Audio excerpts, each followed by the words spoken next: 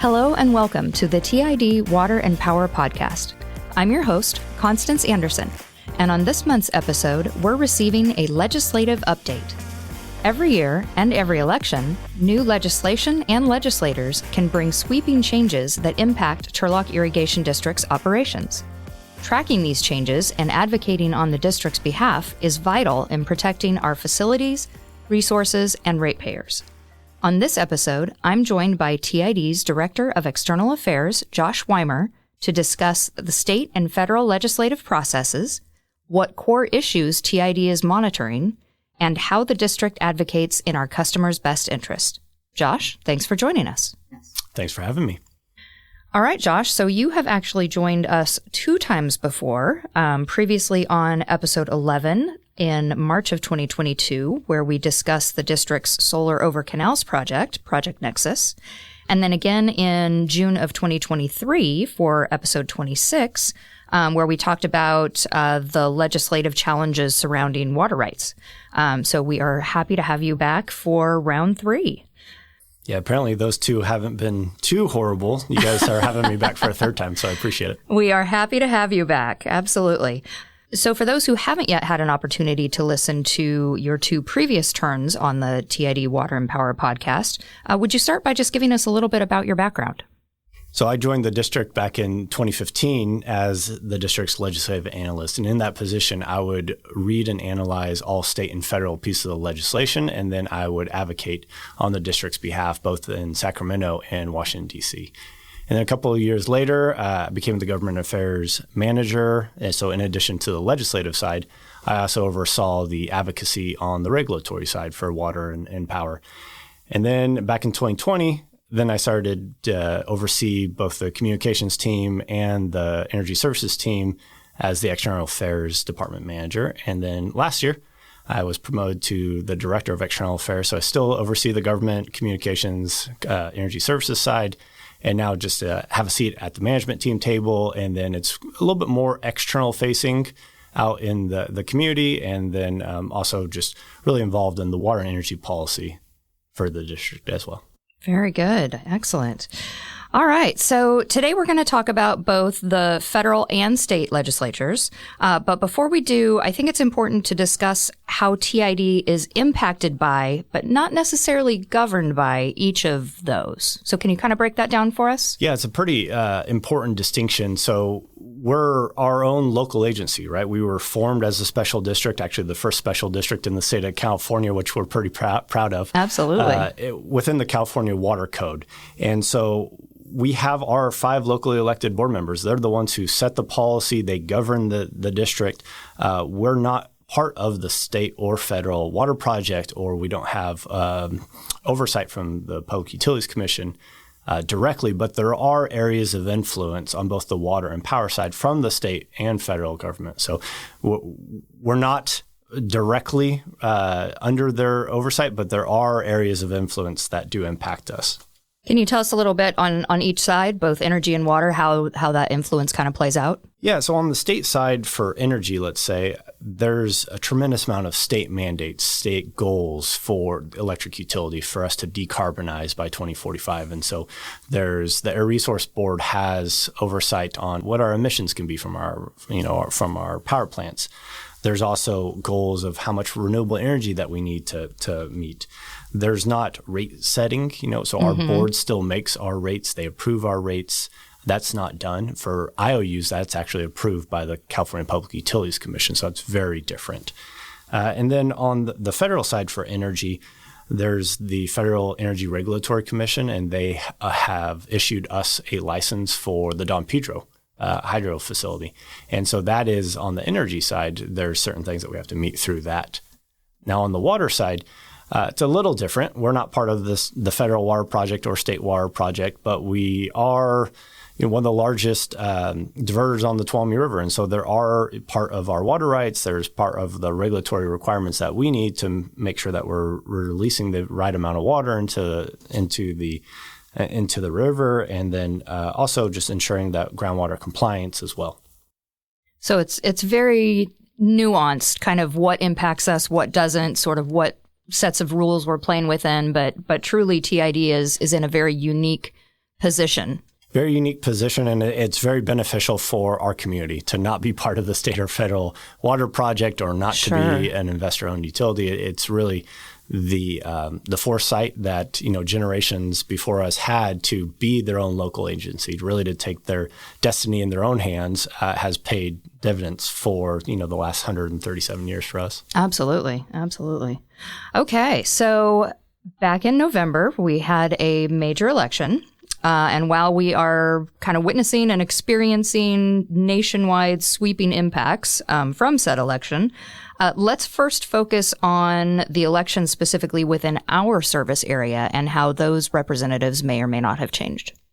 Well, before we jump into the results of the election, just one thing to note, and maybe a lot of people already know this, but our districts, the people who represent us, they're not constant, right? They're changing based off of what the population changes in our area. And so there's a process called redistricting that happens every 10 years, that when a new census comes out, these districts, both at a federal side, our congressional representatives, but also at the state side with our assembly and senators, they change, and they're based off of what the population is. And so those adjust. Okay. So a representative that ran in one district 4 years ago could, after the census, after redistricting, be in a completely different district.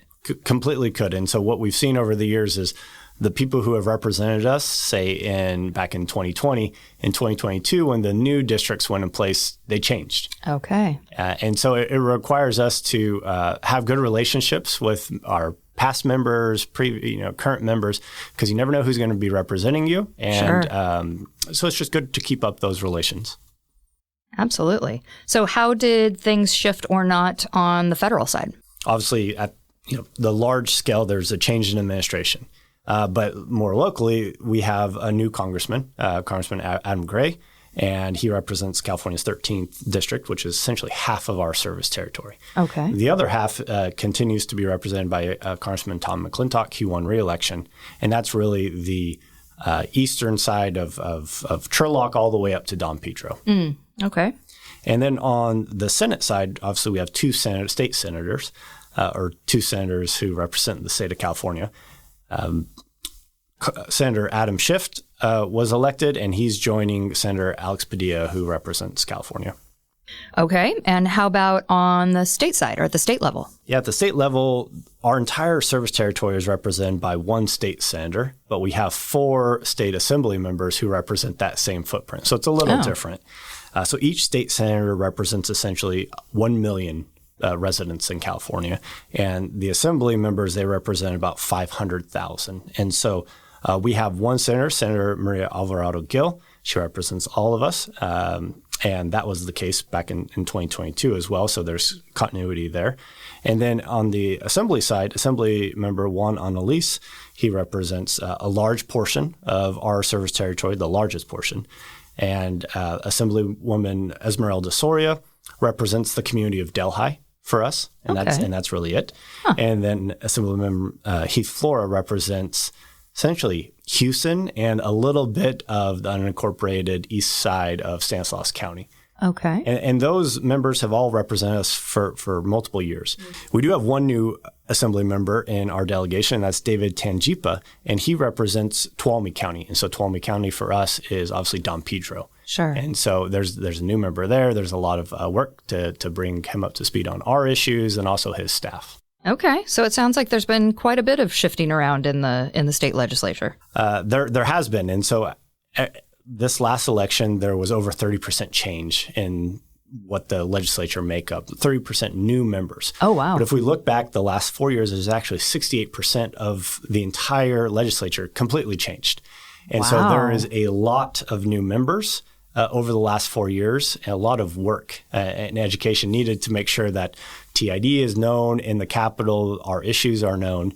And really the changeover is a direct result of term limits in California. And so each assembly member or senator, they can serve a total of 12 years total in the legislature. So previously, and that was set back in Prop 28 that the California voters passed back in 2012. Before that, assembly members and senators, they could serve 14 years total, but they could only serve 6 years in the assembly and then 8 years in the Senate. And so now they can serve a total of 12, and it can be all 12 in the Assembly, all 12 in the Senate. So now I noticed when you were going through our list of representatives, you didn't necessarily call out who was a Republican and who was a Democrat. Is there a reason behind that?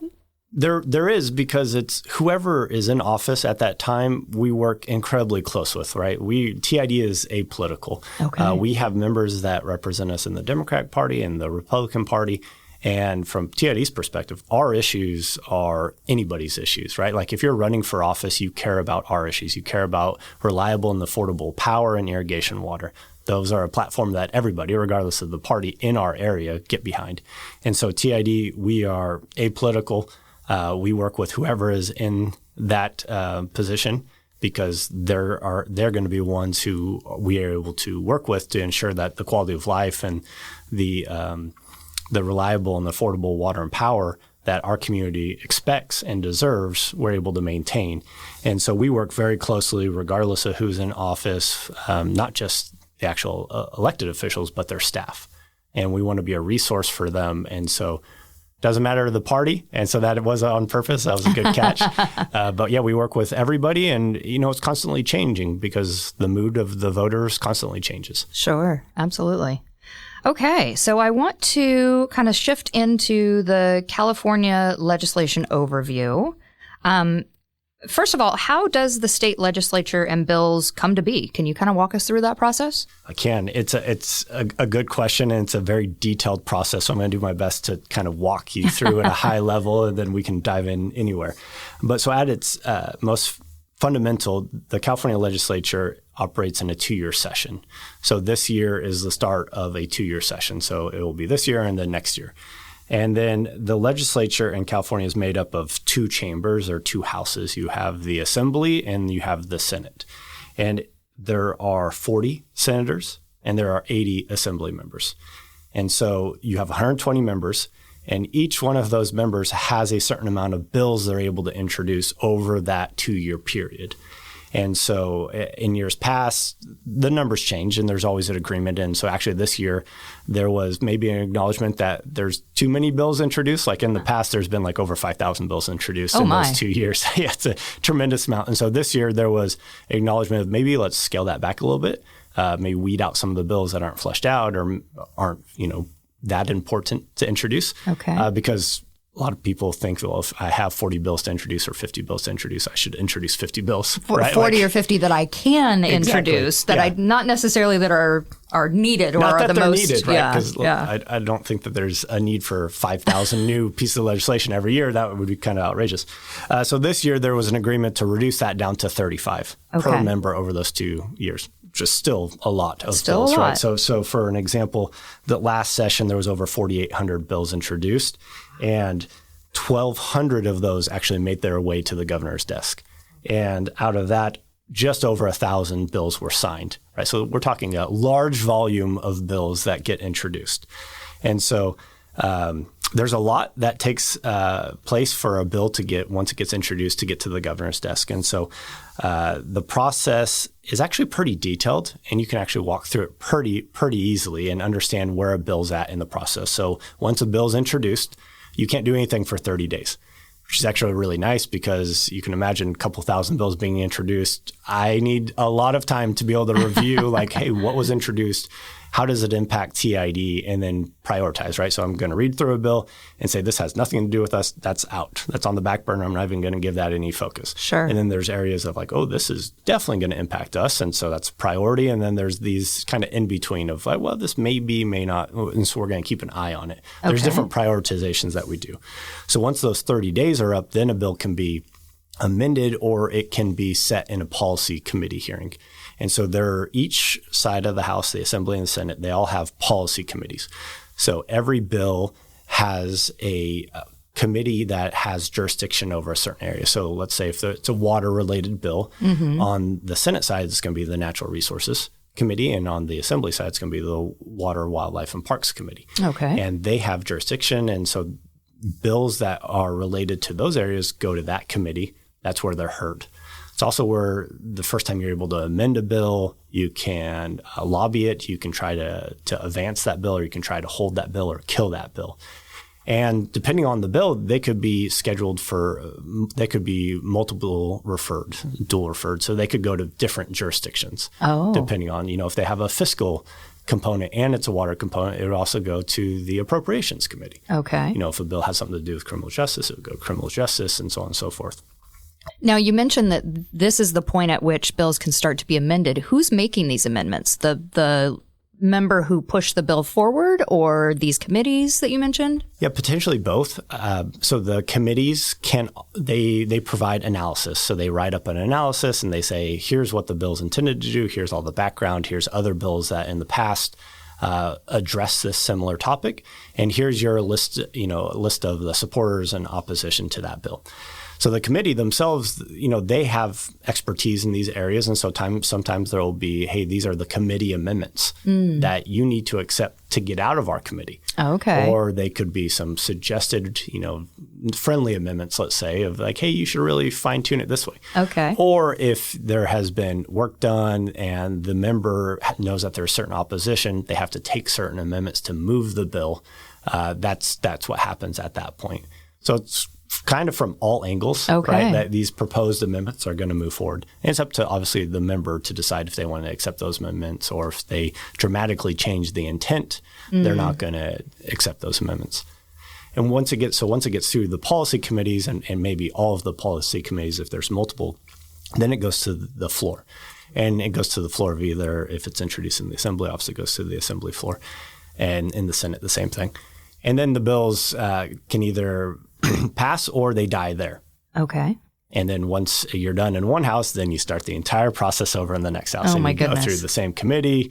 And then if the bill gets modified in the second house significantly, then it's got to go back, and it gets passed, then it's got to go back to the first house for concurrence, because it could be dramatically different, Sure. right? And so you want to make sure that both chambers are voting on the same piece of legislation. That makes sense. And then if it passes all those steps, then it goes to the governor. And then the governor has the ability to sign or veto legislation. Wow. Okay, so that is quite a journey. And it kind of helps us realize why such a low percentage of these bills actually make it through a process like that. And that's normal process. And there's something a little bit different, even that adds more complexity. And so most bills require just a simple majority to pass. But there's bills that are called urgency measures that require 2/3. And those bills could go into effect as soon as the governor signs, where majority bills, for the most part, they go into effect January 1st of the following year. Okay, gotcha. Okay, so with 120 members in the legislature and so many bills introduced, I would imagine they must represent a variety of subject matter. Where do these different topics come from? How is it just kind of the will of the member? How does that happen? So these bills, they come from all over the place, but essentially each member has their own priorities. And a lot of times those are informed by their personal or professional background. Like there was something in their life that led them to want to be in the Assembly or the Senate. And a lot of times those are huge priorities that they then drive with themselves. But then you also have bills that they're going to introduce that are likely only going to impact something in their district very specifically, right? So those are district bills, is what we call, and most of the times those don't have impact on TID unless that's a TID member introducing that bill, right? But you still want to be aware of what's happening with district bills, because there could be plenty of unintended consequences, or at least, and those are pretty easy to talk to members about, of saying, hey, we understand your intent. This is where we get potentially caught up in this bill. Let's just make some minor tweaks, and then we'll stay out of your hair, right? We don't want to stop your district bill, because normally the members are really passionate about district bills because they're the people that elect them. It's impacting them locally, yeah. Exactly.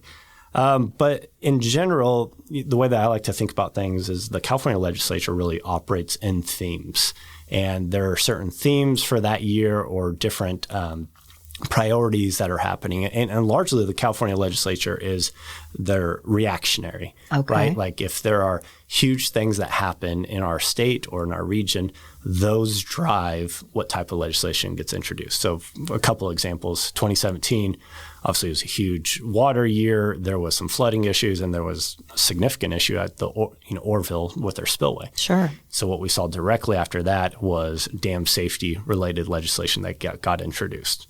Right. And then there were wildfires that happened the next year. And some of those wildfires may have been caused by some electric utilities. And so then you saw a lot of bills related to wildfires and what type of vegetation management needs to be put in place. And then really, I mean, anytime there's drought, anytime there's flood, there's legislation that always follows that. And so we saw that previously with SGMA. We saw that most recently with a slew of water rights legislation, which is the last time you guys had me on the podcast to talk. And then there's just general affordability issues, right? The last 2 years, just across the country, there's been so much conversation about affordability and water impacts and utility rate increases. And so there's a lot of focus on we need to control that inflation so much. Everybody is just being stretched so thin. So there's general themes that we've seen arise in the last couple of years on affordability. Okay. And it actually made me think when you were talking about the urgency bills, the current wildfires in LA, is that something that you think we'll see bills come out of that situation? Oh, absolutely. And that was, the second it happens, right? And there's multiple ways that the state is able to respond. There's executive orders, there's budget-driven measures, there's obviously emergency funding.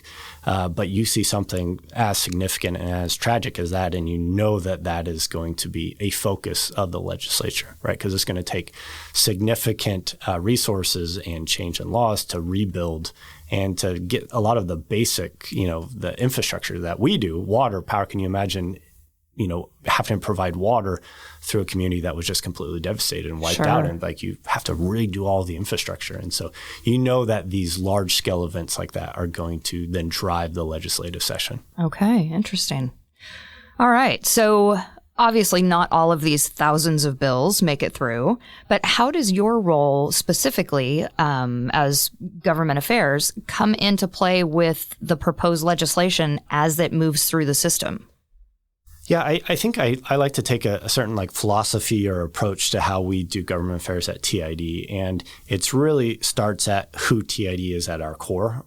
We have a unique story to tell, and so we really enjoy telling that story, providing that context, explaining different things about TID, and then we go and discuss these bills, right? They don't happen in, their own little silos, but it's all interrelated. And so the importance of TID to our community being a foundational element of our community, that's core. And so you go tell those stories, because even if we're talking about a bill that impacts agriculture or irrigation, not all ag and irrigation in the state is the same. I mean, they're wildly different depending on what part of the state you are. And so TID has a unique story, and we like to talk about that specifically. But more specifically, we want to be collaborative, right? TID has built up a reputation of being collaborative, being action-driven, and when we raise an issue, people know that it's a legitimate issue, right? We don't just cry wolf at every bill that gets introduced, be it that this is going to put us out of business, they're going to harm every aspect. And we definitely do if that's the case, but we want to drive to solutions, right? There's a reason that somebody introduced this bill. And so let's figure out what that root cause is. Okay. And then actually try to work with the author is something that we like to take that approach. I think it's just you create better relationships, you create more likelihood of things getting done, people willing to work with you if you just come with solutions versus just coming in there with a pitchfork. Yeah. Right? That at times can be effective, and we do that when needed. But most of the time, that's not going to be received well or be in any way effective. Sure. But I know that I've heard stories from both you and from regulatory analyst Austin Avery, who's joined us on the podcast before, about how sometimes it's a matter of, through the spirit of collaboration that you're talking about, taking a bill that would otherwise be detrimental to TID and just reshaping it enough to either make the bad less impactful or even kind of get it to more of a neutral place. Exactly. So, I mean, we look at all the bills that have potentially impact to TID, and where there's the ability to support those bills, we obviously do. Those are the easy ones, right? When there's just bills that are just horrible, there's just no possible way to work with them, or they just fundamentally want to change water rights or something foundation to us. Good example. We're gonna fight those. But then there's the chance that some of these bills that are going to be impactful to TID in a negative, they have the ability to go through, and for a variety of reasons. There might be a very large public push for something. There could be a very strong member who is authoring it, or you just kind of know where the tides are moving at that time.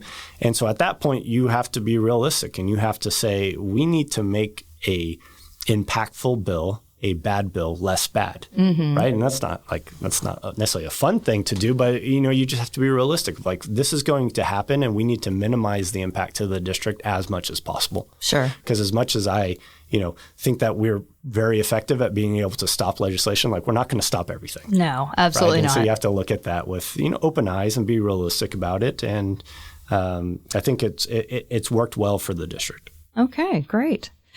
All right, so I'd like to flip over to the federal side now. How does the federal process differ from the state process? Well, what they have in common is they both operate off of a 2-year session. Okay. And that's kind of where the similarities stop. That's a little flippant, but it's pretty accurate because, the state is so structured in the process, and Congress is really no real structure. Yes, there's committees that bills need to move through. There's a different appropriations process, a lot of the same type of oversight, but there's no bill gets introduced by this date, and there's no cap on bills. There's no set calendar for something to get moved to the president to sign. Wow. Bills can get introduced. They can then make it their way through the committee, and then they can never make it to the floor. Right. And so the Speaker of the House has a lot of control. The Majority Leader in the Senate, they set the floor time. So if a bill's going to come up, you got to get it through them. And so there's just a different process to work through. National politics obviously largely dominates what happens in Congress. Okay. And so, let's be really realistic about that, right? Like, what's driving the national news is going to drive Congress for the most part. But there are core fundamental things that just have to get done every year. So there's these actual 12 appropriation bills that have to annually get funded to keep the government up. Okay. Right. And so those bills are going to work through. A lot of times those don't make it through on a certain time. And so you have these continuing resolutions or omnibus bills or minibus bills or things to stopgap funding bills. And so my goodness. There are ways of, those have to pass. And so there's strategies of if a bill itself isn't going to pass, is there ways to include, this type of thing on a must-pass piece of legislation. So there's a little bit different ways to focus how we do federal legislation. And obviously, we're not as impacted by federal legislation as we are on the state side. And so it's not as critical that all of these things happen on a certain time frame. Well, I'm certainly glad that there are folks like you who are interested in and have a tolerance for all of this information, because it just seems like chaos to me. At times it is, and sometimes chaos is a lot of fun. It's frustrating, but at times it's great. I absolutely love it. Very lucky to be able to do this on behalf of the district and our customers. Okay, but when you're trying to impact change, how does that different process change our strategy as TID? I don't think it ever changes our strategy. I think the impacts change because, we're limitedly impacted by the federal government, right? We're not reliant on federal government for funding for basic operations for day in day O&M. Okay. There's a lot of agencies. There's a lot of people like cities, counties, others that half of their funding comes from the federal government. We're not that way, right? So that's unique in that way as well. But we do have our federal priorities, right? And they relate to how we're influenced by the federal government. And so obviously the largest one for the last, it's been 16 years now, we've been trying to relicense the Don Pedro facility. And so within that, there's different areas of focus. There's different relicensing reform legislation that people want to push. And so those are, we have interest in that. There's grant funding. That's something that the district has really been focused on in the last 5 years. And so we start advocating, actually going after grant funding, but then meeting with agencies, talking to members, making sure that funding doesn't get cut from certain areas that we could potentially take advantage in the future to minimize the cost to our customers. And then there are some other just basic electric things that do impact the district. And so there's some, municipal bond funding and some other just supply chain issues and other things that we do have focus on, but it's not this day-to-day impact. So that's a little different. And then on the federal side, we definitely work with our associations, probably We work on both sides closely, but the federal associations they have a much larger view. There's a lot of members that are more impacted, and so we lean on them for some of these core things as well. And when you say our associations, can you give us an example? Sure. We have, the Association of California Water Agencies, state association, but we have a federal arm. And because there's a lot of water agencies in California who are way more dependent on the federal government for funding and for just operations. And so there's a large DC presence. And then we have the American Public Power Association. And so as a publicly owned electric utility, we're a member of that association. That association has over 2,000 members all across the country. And so they are very involved in everything electric. And one of the reasons also that maybe some of the electrical mandates or bills that are proposed by the federal government, they don't necessarily impact us as much because California is already further advanced, right? And so I think there are definitely federal policies, federal goals, but California is so much further ahead that those federal things on the energy side really don't impact us. No, that's a good point.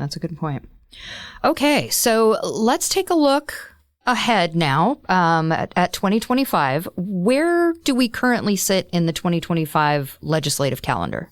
So on the state side, we're really just at the beginning of the process. So February 21st was the end for bill introductions. And so all bills had to be introduced by that deadline. And so that was that first big marker in the year. And then we have some milestones, along the way, the rest of the year that indicate where things sit. And so high level, a couple of these things. So mid-May is the last day that policy bills can be heard in their policy committee, right? So bills have, like I mentioned earlier, bills have to get through the policy committee to then go to the floor. So there's a date that, like, if you don't get heard, your bill doesn't get heard in that policy committee or it doesn't pass out of there, you're done. It's not your year. You're done for the year. Okay. And you can come back next year, and that's a whole nother process and a whole nother, timeline and its own calendar of events for bills that didn't get heard in the first year. So that's a different thing. Okay. And then in early June is a deadline for bills that need to get passed out of their house of origin. So if you introduce a bill in the assembly, you have till early June that bill needs to get out of the assembly or else it's done for the year. Same on the Senate side. And then there's from a budget perspective, right there in June there's a constitutional deadline. The budget needs to be passed by June 15th at midnight. That's just something to slide in there.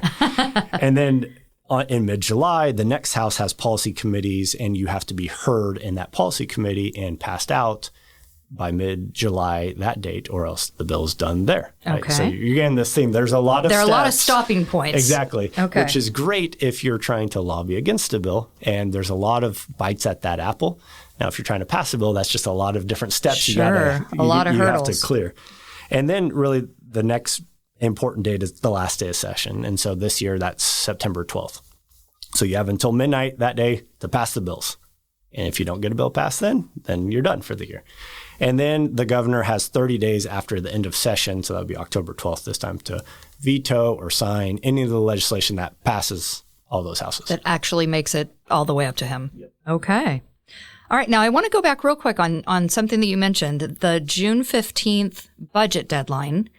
How might bills be impacted or not by the work to pass the budget? Yeah, that's a great point. And so much of the focus in California and how aggressive bills are going to be, or what their focus really is, relying on what the state's budget going to be like that year.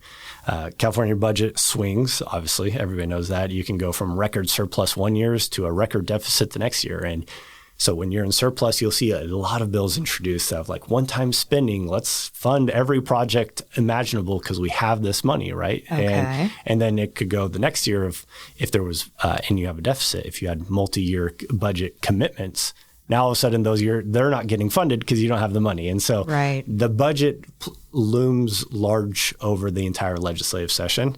And it's actually one of the areas where you see the legislative leaders and the governor's administration, it's where they could potentially have quite a bit of conflict, right? They all have their priorities. Mm-hmm. And then when you have a limited budget, those priorities are going to clash at times. Absolutely. And so that's an interesting process to play out. Okay.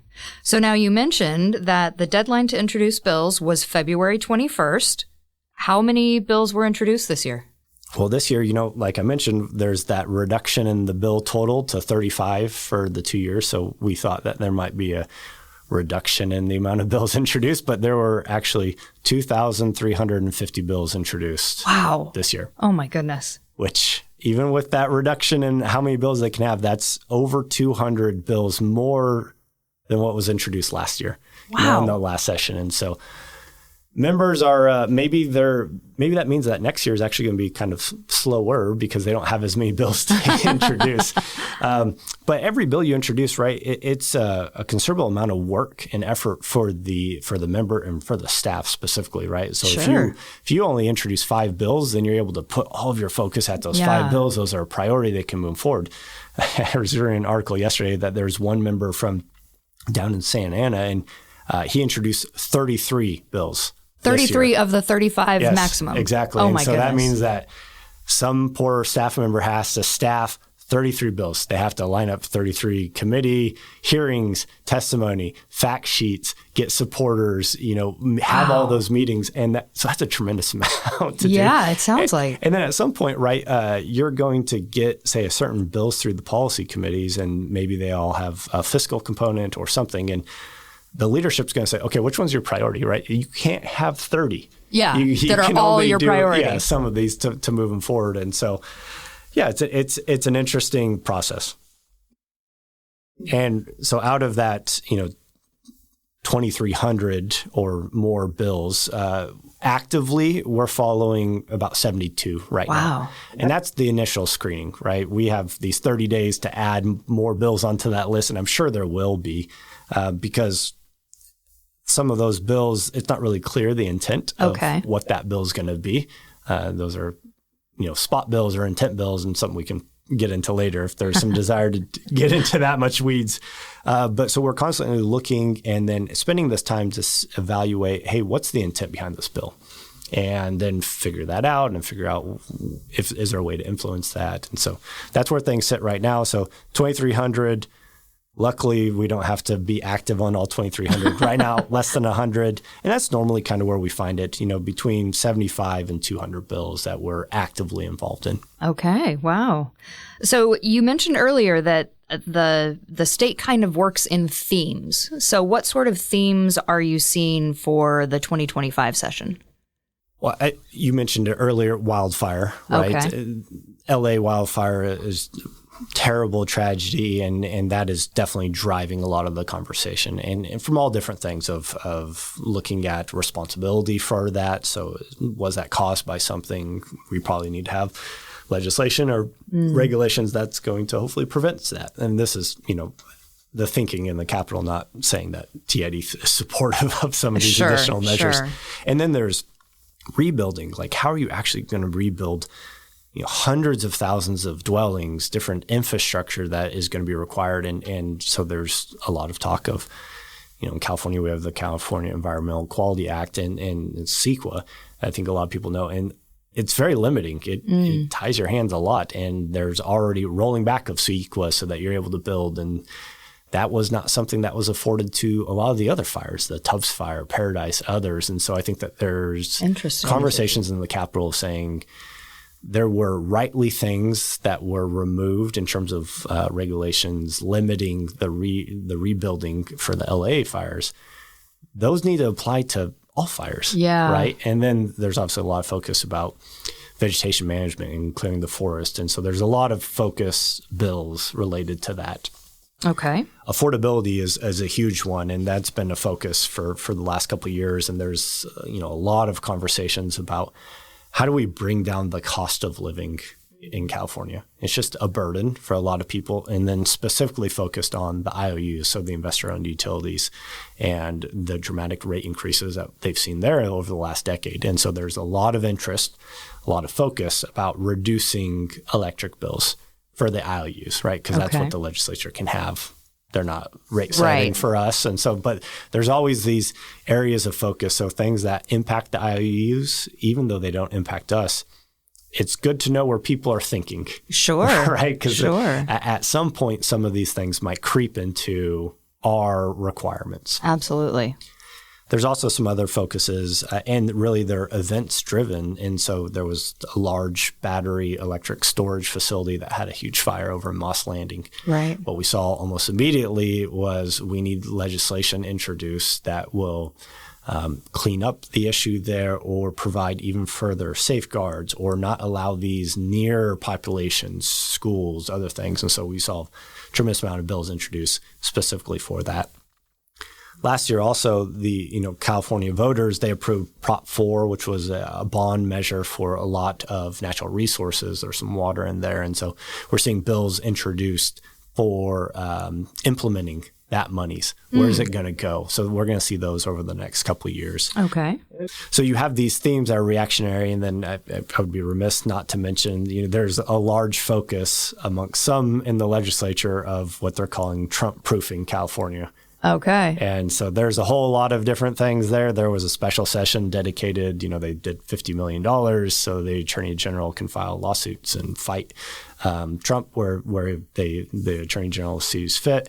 And then you also have a lot of people that are saving bills or introducing bills that don't have any language, planning to respond to some type of federal action. Oh, right? interesting. And so you have, there's already bills introduced that planning to go after rollback to EPA or water quality standards or, these large federal policies or changes.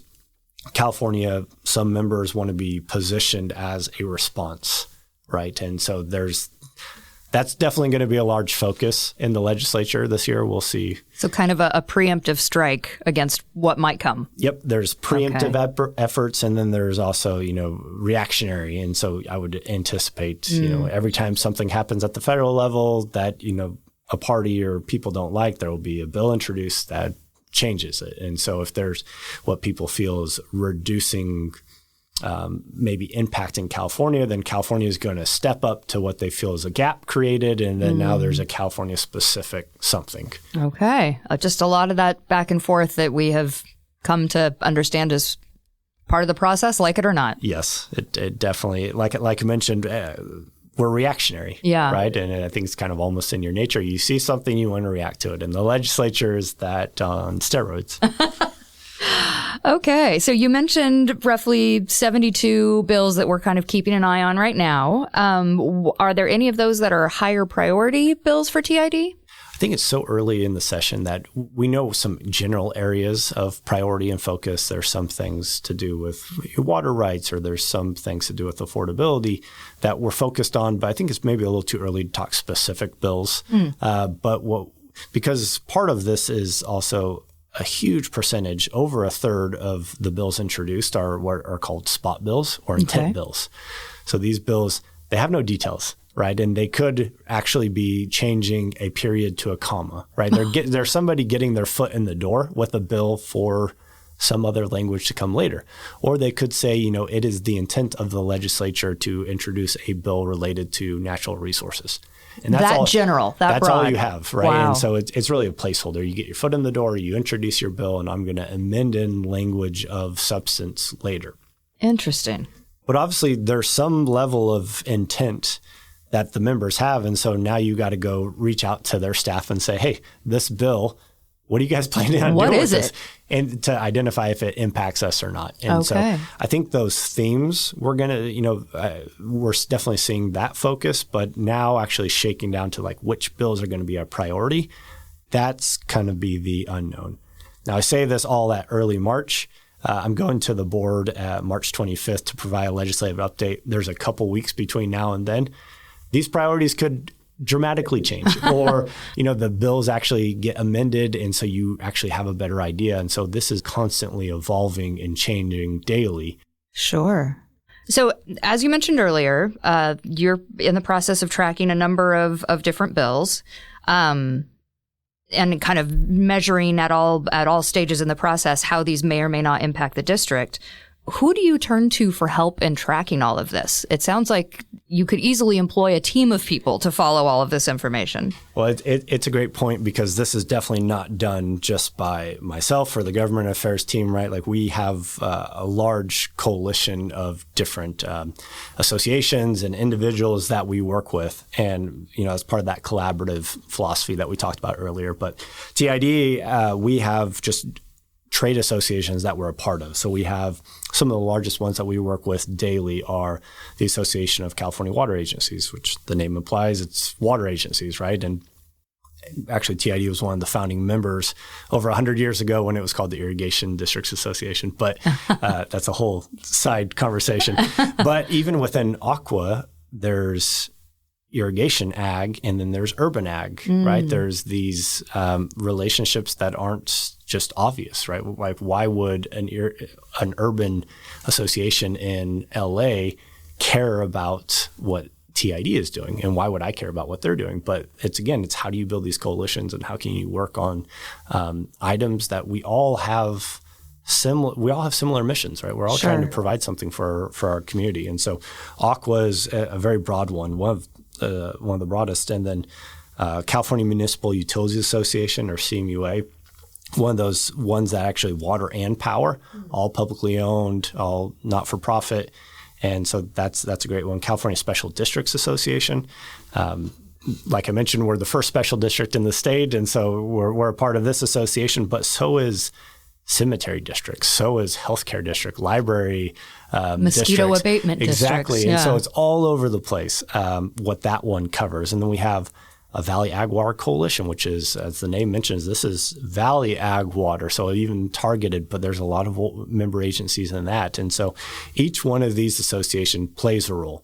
They all have a focus. They all have priorities. They all have boards that has their missions or their priority focus. And so figuring out where our priorities align with them. So depending on the year, we might work much closer with one versus the other, just depending on where they're focusing. Yeah. But then each one of those associations has their own legislative committees, and that I serve on. That TID always has a representative on to make sure that as those associations are taking positions for or against a bill, they're advocating, they're lobbying, making sure that TID's voice is being heard in that conversation is very important. So with regard to CMUA specifically, I think you just recently were at the state capitol as part of a function that they were hosting up there. Is that right? Yeah, it is. It was CMUA's Capitol Day. And so it's one of these events that they hold every year where they bring all the members together, and then they bring in regulators or legislators to talk about what their focus is or talk about items that are important to the association at that time. So and once we're in Sacramento, once we're having those meetings, we also take the opportunity to then go across the street and go meet with our members, our delegation committee staff. And, it's so early in the session. It was actually in February. And so the bill introduction deadline hasn't happened yet. And so a lot of that time it's fact finding of like, hey, what's going to be your priority this year, and how we can help with whatever our delegation's priorities are, and then bring them just up to speed constantly with what's happening at TID. Now, this isn't just hey, you're in Sacramento, it's the only time that they hear from us, right? We're constantly working with both their field offices and their offices in Sacramento and in DC for that matter. And keeping them abreast as what's happening at the district, where potentially input or actions that they could take would be useful. Now, in addition to some of those industry organizations that you mentioned that we do a lot of work with, there are some agencies more local to us that we also have these collaborative relationships and efforts when it comes to legislation and kind of what's happening at the government level. Yeah, definitely. So our just sister agencies, let's call them, so Modesto Irrigation District, Merced, South San Joaquin Irrigation District, Oakdale, City and County, San Francisco. These are agencies that we work with at TID in every department. And so we all have, there's a regional reason for us to work together, to collaborate. We have similar missions. We have things that impact us. And so working with the San Joaquin Tributaries Authority or something that's regionally focused is very useful, and it elevates the voice and it raises that concern. And also that allows you to impact people in Merced County, Stanislaus County, San Joaquin County, in the Bay Area. And so that's pretty important. And so we have these formal associations, but then over time of just coalition building, there becomes other agencies that you work closely with that you now start lobbying with them closer. And so a couple examples like Cal Chamber, so the California Chamber of Commerce for California. And then you have Farm Bureau, Western Growers, some of these other associations that during the water rights fights, we had this very broad, multi-sector, not just water, but it was industry. It was everything that was built off of the water rights system for California, which is the entire state. Right. Now you have these broad coalitions that make it a lot more effective. And so those aren't just a one-time thing. And then every year now you kind of go back to those relationships that you build and see if they can assist you to moving something forward. Okay. And then I think there's one final group of folks that you work closely with, our lobbyists. Can you tell us about how that relationship works? Yeah, and our lobbyists are essentially an extension of the government affairs team, both in Sacramento and D.C. They are critically important to how TID operates. So we have a very active government affairs team, but we're in Turlock. Right. And there's something to be said for people that are in the building in Sacramento every single day, people that are in the Capitol in D.C. every single day. And these are your contract lobbyists. And they are a tremendous asset to, one, be able to help with, here's these 2,300 pieces of legislation introduced. I'm working these bills. I'm overhearing this priority. They're in an office talking about one bill, but they're able to learn something else. They're able to just be an extension of our team. With kind of a different level of access than what we might have just in and of ourselves. Exactly. Proximity has a certain access to it, and they're in certain conversations, right? And so all of our associations, they have lobbyist meetings. So it's like Aqua has their Monday morning lobbyist meetings where all of our lobbyists and government affairs teams will all get together and we all talk and share what you've heard that week, because you're in different meetings or you're in, as silly as it seems, like lunches or dinners, and you hear something and it's important, and then that can impact your guys' strategy and focus. And so, well, and especially at a time like now where you've already mentioned how quickly things are changing and how what initially comes in as a bill can be very different from one day to the next, what information is being communicated. Exactly. And so our lobbyists, both in Sacramento and Washington, D.C., they're, like I said, an extension of our team. They know the district inside and out, and they're able to talk on our issues in almost every setting. And so they're hugely important to the effectiveness of TID and to protect, what we've come to expect at TID. Yeah, absolutely. I'm switching kind of away from the bill specifically, but a key part of your position is regularly meeting with our elected state officials. You mentioned earlier in our talk how important it is to continue to nurture those relationships. So aside from talking about specific bills, what else are you looking to communicate when you have the ear of our legislators? Yeah, we're always talking, TID's unique story, but at our core, our issues are always the same, right? How do we meet our mission to provide reliable and affordable irrigation water and electricity? And so we're just constantly reminding them, rooted that like these bills or these themes, they have impact to our customers. Right? We don't have investors. We're not making profit. Like everything trickles down and then it impacts our customers. So we want to just continue to make sure that our mission, our unique operations are well known. And that's really one of the main focuses that we do. We look through all legislation through that lens of how does this help us meet our mission, or how does this create a barrier that's going to be a burden to us, which then is a burden to our customers. And so we have that unique story. We like to share it because sometimes we might take for granted that like TID is incredibly well known in our area, right? But there's 120 members. The vast majority of those are in the LA basin or in the Bay Area.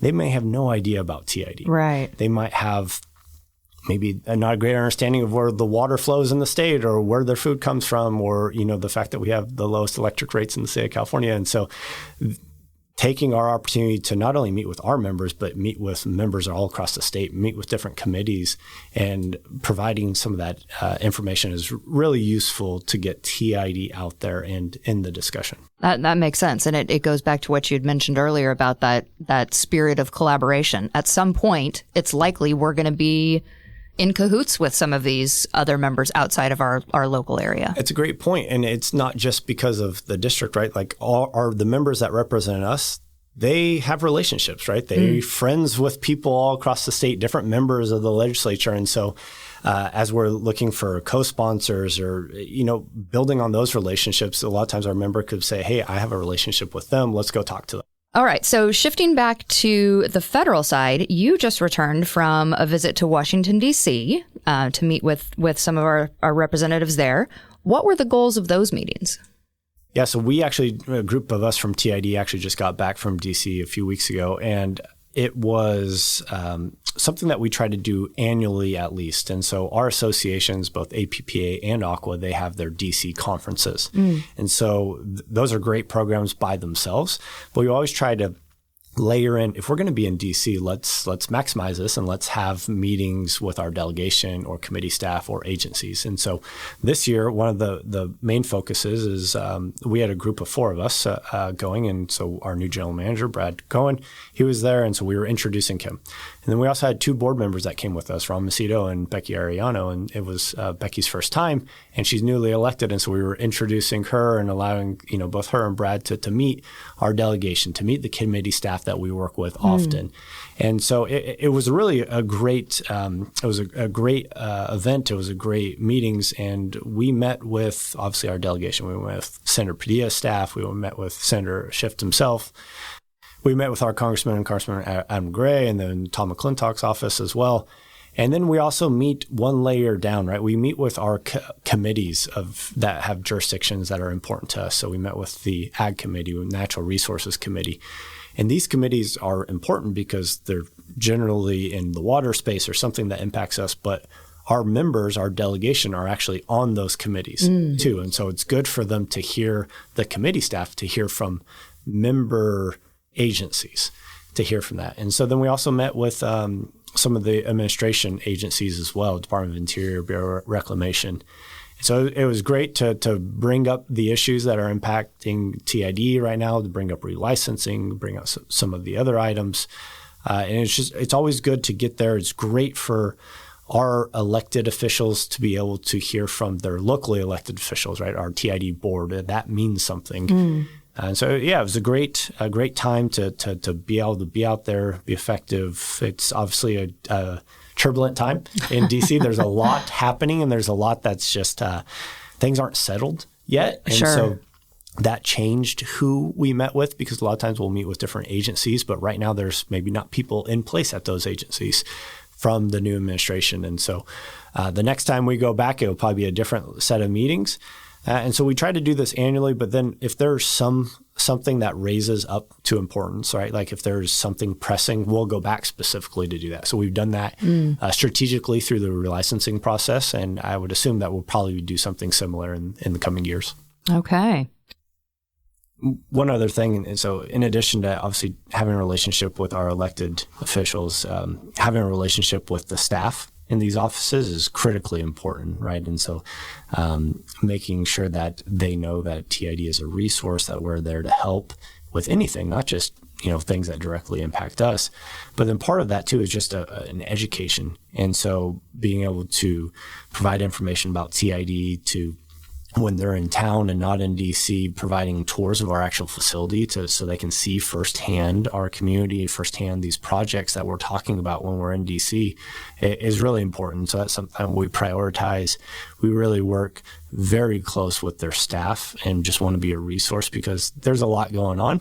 And so if they know that they can trust and lean on us to help and provide, some level of information that helps them do their job, that's something that we really try to focus on and be a resource for the team.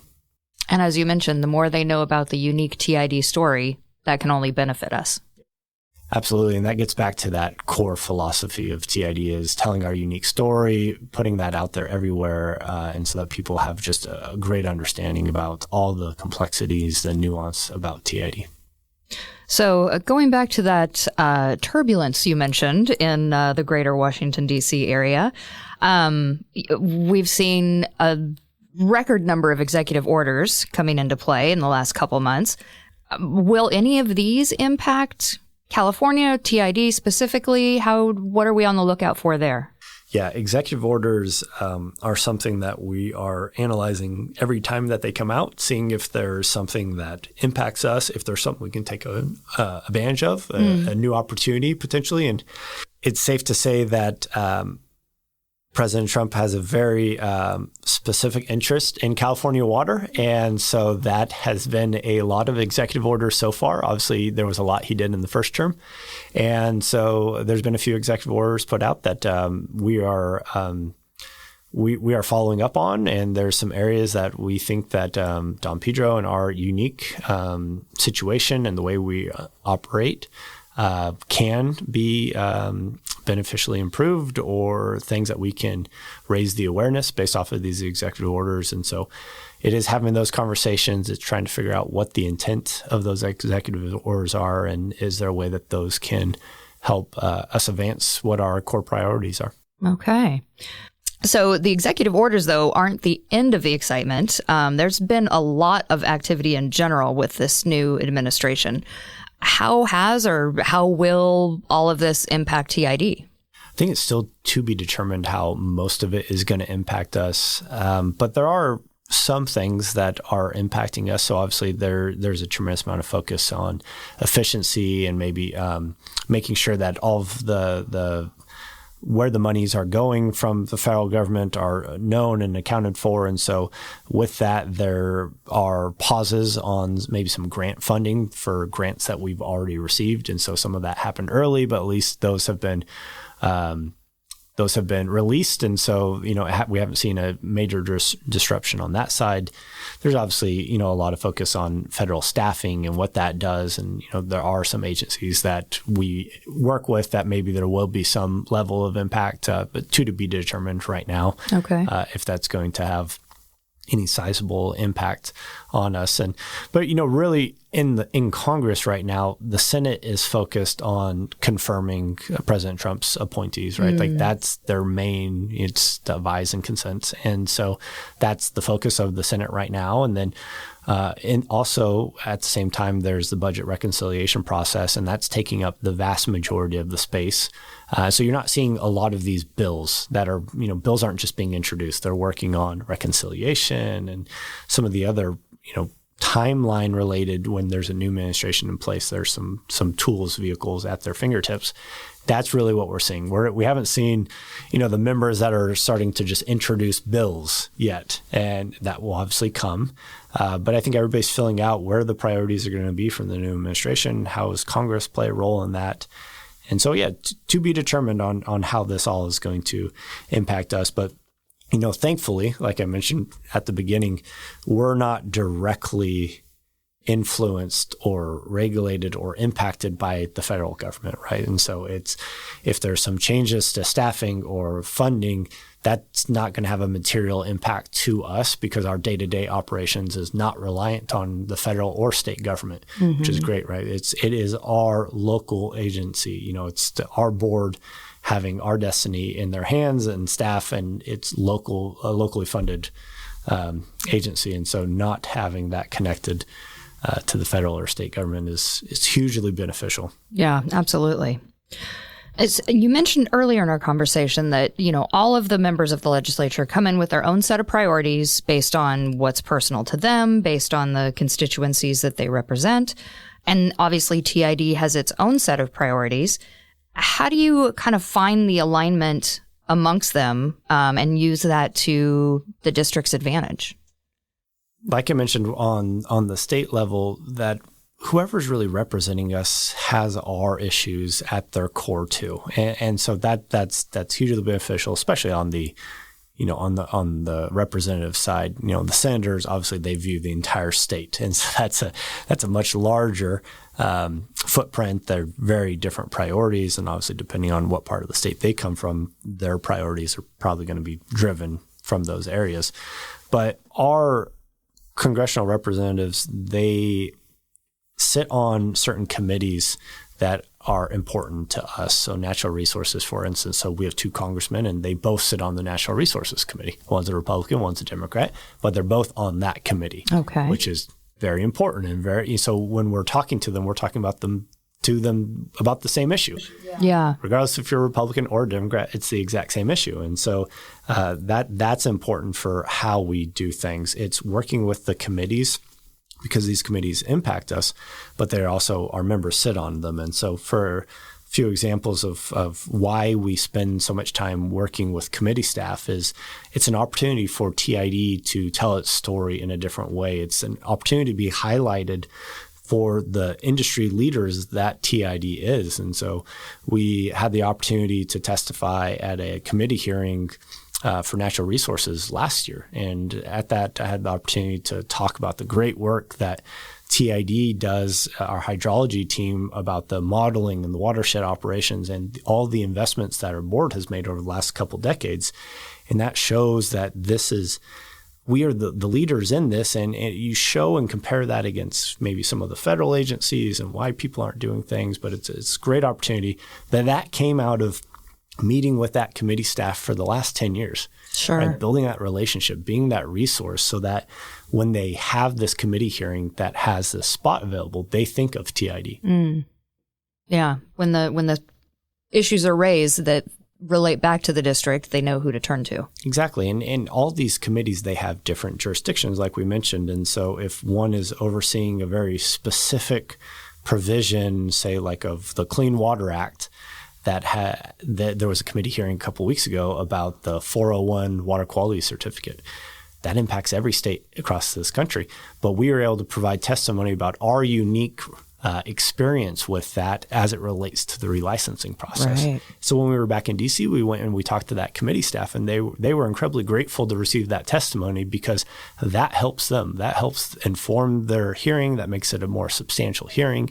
And it also provides them the experience of what's happening in Central California when they hear from every state, and every state's impacted. And so it's really important to get TID story, what's happening, how it impacts out into what's happening in Congress specifically. Yeah, absolutely. And it's like you said, it's not just something that is to our benefit, but in certain situations can be to the benefit of multiple agencies, multiple states. It has a wider impact than just working for ourselves. All right. Well, Josh, we're kind of getting close to the end of our time together. Is there anything we haven't covered or any last mention that you want to make as you move through this legislative session? Well, I just appreciate the opportunity to talk about this. It's obviously something that I'm passionate about. It's something that the district has put a lot of focus and resources behind because they see the value in making sure that TID is heard and in the room in these conversations. And because, as much as we are a local agency, we're still influenced and impacted by external factors. And so making sure that the district is well known and we have an active team doing this is very important. But, I'm grateful to have the opportunity to do this on behalf of the district. The priorities can constantly change from the state, but our priorities as TID, as our community, are always the same, right? And it's that core mission of providing reliable and affordable irrigation water and electricity to our customers that I love to be able to have some very small role in ensuring that quality of life is not impacted from the state or federal government. So thanks for the opportunity to come on the podcast for a third time. We'll see if I get invited back in a couple of years for the fourth. I have a feeling you will. We'll keep you posted. All right, Josh, thanks for being here. Thank you for tuning in to the TID Water and Power Podcast. You can find TID on Facebook at facebook.com/TurlockID, on Instagram and Twitter at TurlockID, and on LinkedIn as the Turlock Irrigation District. I'm your host, Constance Anderson. We'll see you again next time.